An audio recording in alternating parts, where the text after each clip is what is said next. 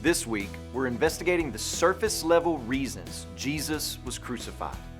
Yesterday, we learned that one reason was because the Jewish religious leaders wanted to prevent Roman domination. But here's another reason, a subtler, more seductive reason this group plans the death of Jesus. They wanted to preserve their own status, their power, their way of doing things. Listen to John chapter 11, verses 48 through 50 with sensitive, nationalistic ears. If we let him go on like this, the Romans will take away our place, our nation. But one of them, Caiaphas, who was the high priest that year, said to them, "You know nothing at all, nor do you understand that it's better for you that one man should die for the people, not that the whole nation should perish." Do you see their concern?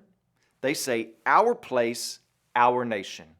On one hand, they have in mind the temple and everything that goes with it, but on the other, this was how the Pharisees gained and maintained status and authority. Without the trappings of traditionalism and the keeping of the law on their terms, then they were nobodies. Without the temple and the religious life, the Sadducees had no one or nothing to preside over. The earthly design of the cross was a political move to preserve their way of life where they maintained control. So here's their line of thinking. If we allow Jesus to continue doing what he's doing, then the Romans will kill us. The solution? If we kill Jesus, only one person has to die instead of an entire group of people, and we keep our positions of power. So you see the wheels turning in the minds and hearts of these men. Avoid destruction, preserve control. But what's very surprising, and why we have been talking about the doctrine of the providence of God, is what we read in verses 51 and 52. He, Caiaphas, did not say this of his own accord, but being high priest that year, he prophesied that Jesus would die for the nation, and not for the nation only, but also to gather into one the children of God who are scattered abroad.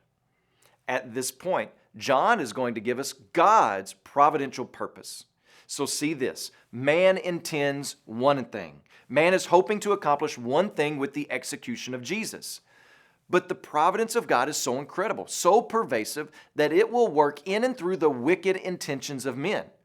It's very reminiscent of the story of Joseph in the book of Genesis, of which the concluding remarks are, "You meant it for evil, but God meant it for good." But I want you to understand something. This is not God turning lemons into lemonade. God's not just watching this situation unfold. He is watching over it. He is the one allowing the brain activity to continue as these people plot this murderous evil.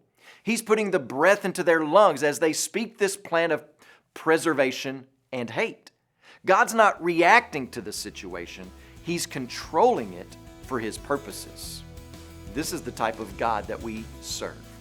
When you pray today, please remember Larry Wood and his family, our missionaries in Ukraine. And also remember the Vietnamese Life Word broadcast that's heard in Vietnam.